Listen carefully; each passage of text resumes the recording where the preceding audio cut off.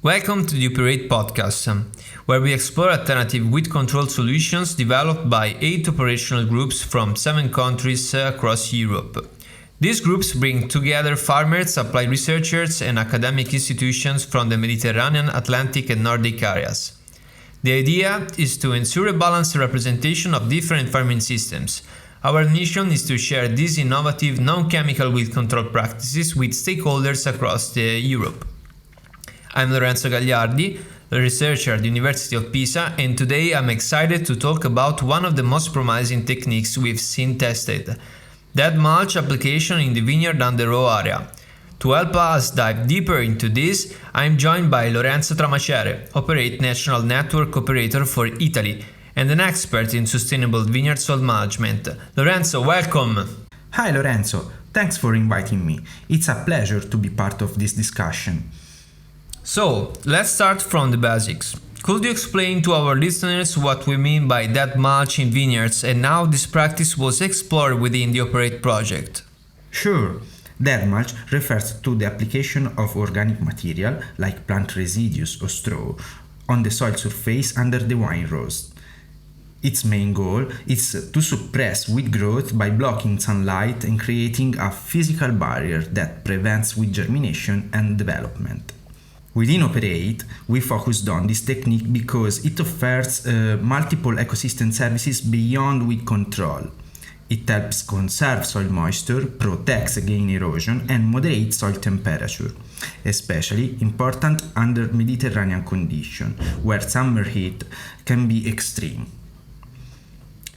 What's really interesting is that we explored a way to implement this practice without the need to purchase and transport external mulch materials. Instead, we looked at using the spontaneous or cover crop vegetation growing in the interrow. So, technically, how does this work in the field? What kind of equipment is needed to transform interrow vegetation into effective under-row mulch?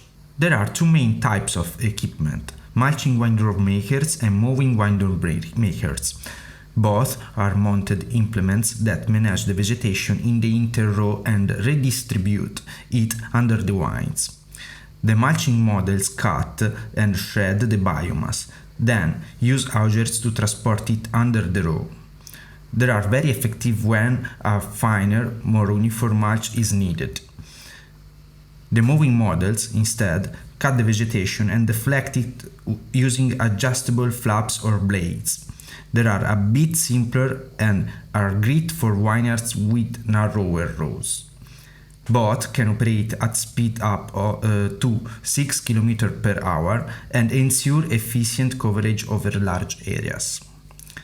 The principle behind both machines is that they allow multiple passes during the season.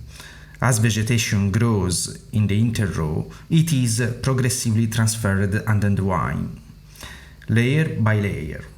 This cumulative process builds up a consistent mulch cover that both suppresses weeds and protects the soil. That's really smart, using what's already there rather than bringing in something new. Exactly. It reduces input cost and emission from material transport. Plus, since the soil is not tilled or disturbed, this method supports long-term soil health and structure, something increasingly important in sustainable viticulture. It sounds very promising, but I imagine there are also some constraints. What should farmers be aware of before adopting this technique? Yes, like any practice, it has limitations. First of all, the success depends on the availability of biomass. If the interrow vegetation is poor, due to low rainfall, shallow soils, or competition with the vines, then the amount of mulch that can be produced is limited. That can reduce the effectiveness for weed suppression. Second, the technique can require investment in specialized equipment, which not all vineyards currently own. Tucson machines can be shared through cooperatives or local service. This may still be a barrier. Another issue is the risk of excess moisture. In humid or poorly ventilated vineyards, a thick mulch layer may retain too much moisture and increase the risk of fungal disease or rots. So, site-specific evaluation is the key. Finally, it's important to manage the timing of biomass transfer carefully. If done too early or too late, weeds might escape suppression or the mulch might decompose too quickly.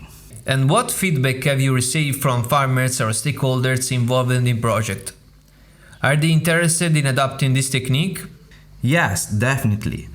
Especially organic wine growers or those transitioning to low input system. They see as a way to reduce dependence of herbicides while improving soil fertility and resilience. Some have also mentioned that the techniques aligns well with climate adaptation strategies since it helps conserve waters and reduce the need for irrigation in summer. That said, we recommend starting with pilot areas, testing different passes per season and evaluating both with pressure and soil moisture. It's not a one-size-fits-all solution, but when well adapted, it can bring substantial benefits. Thank you, Lorenzo, for sharing your expertise. It's clear that mulch in the underrow area is more than just a weed control strategy. It's part of a wider vision for more sustainable and resilient vineyards. And thanks to all our listeners for joining us today. Don't forget, we have more episodes coming where we explore other innovative weed control practices across Europe.